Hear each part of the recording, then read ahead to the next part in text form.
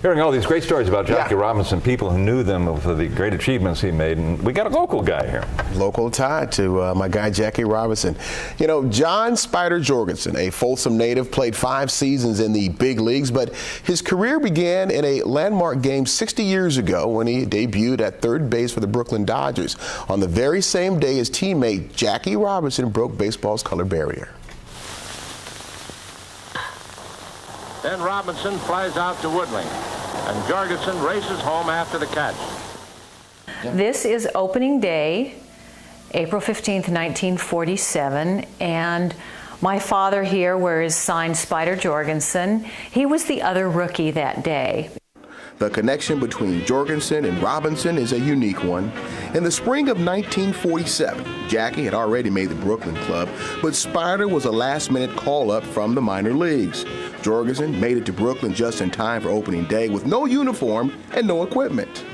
On that day, there were 2 rookies.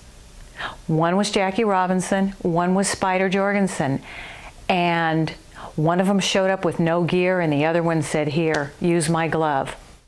Using a glove given to him by Jackie Robinson, Spider and Jackie combined to record the very first out in that historic game. When the leadoff hitter of the Boston Braves grounded to third base, Spider scooped it up, threw it to Jackie at first base, and baseball history was changed forever. The Jackie Robinson's entry into professional baseball is a social milestone. So to have a local guy be part of that, be on the same field, to make his debut at the same time as Jackie Robinson, it's a wonderful connection. Back in 1939, Spider Jorgensen swung away right here for Sac City College, where he holds a special place in the school's record book as the first Panther ball player to make it to the majors. Now, since then, 34 Panthers have followed Spider to the big leagues. The whole connection between Spider and Jackie Robinson, I was ignorant to for a very long time. Andy McKay has been the head baseball coach at Sac City College for 9 years. He keeps this famous photo of the 1947 Brooklyn Dodgers infield in his office. And for a long time, he didn't know the player on the far left was Spider Jorgensen. When I come across this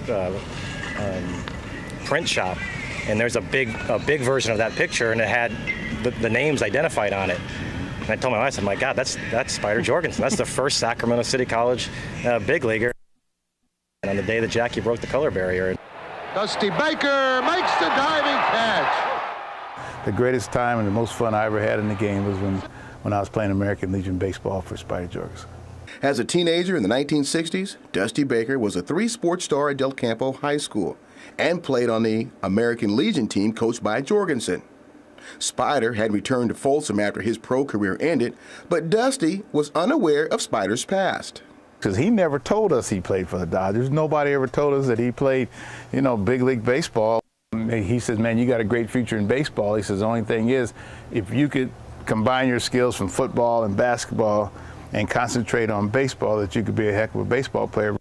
And Spider was right. Dusty's 18-year major league career included 2 All-Star berths and a World Series title in 1978. As for Spider, he spent the last 30 years of his life as a scout, mostly with the Chicago Cubs. During the 1990s, he was inducted into the Sac City College Hall of Fame and the Brooklyn Dodgers Hall of Fame. A resolution in the State Assembly honors Spider for his life's work.